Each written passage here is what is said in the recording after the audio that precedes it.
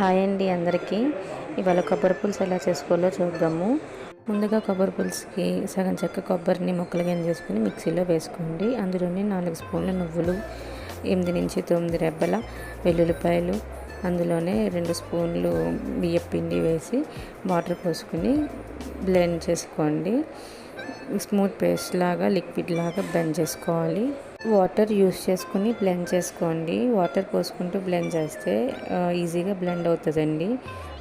గిన్నె తీసుకుని ఆయిల్ వేసుకొని తాలింపు వేసుకోండి. ఆవాలు, జీలకర్ర, మినప్పప్పు, కరివేపాకు, ఎండుమిరపకాయలు, వెల్లుల్లిపాయ రెబ్బలు అన్నీ వేసి బాగా కలపండి. తాలింపు వేగాక కొంచెం పసుపు వేసి బాగా మిక్స్ చేసుకోండి. వేగిపోయినాక చింతపండు అనేది ముందుగానే నానబెట్టుకుని గుజ్జులాగా చేసుకుని ఉంచుకోండి. ఆ చింతపండు పులుసు అనేది ఇందులో వేసుకోండి. పులుసు మరిగినాక అందులో ఉప్పు వేసుకోండి.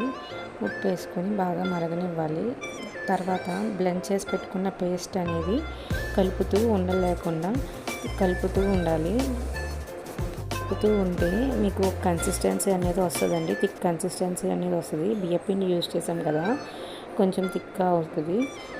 దానికి కొంచెం వాటర్ పోసుకుంటూ మీరు కన్సిస్టెన్సీ చెక్ చేసుకోండి. చూపిస్తున్న కన్సిస్టెన్సీలో ఉంటే చాలండి. చల్లారాక అది కొంచెం గట్టిపడుతుంది. ఛానల్ని కొత్తగా చూస్తున్న వాళ్ళు ప్లీజ్ అండి సబ్స్క్రైబ్ చేసుకోండి.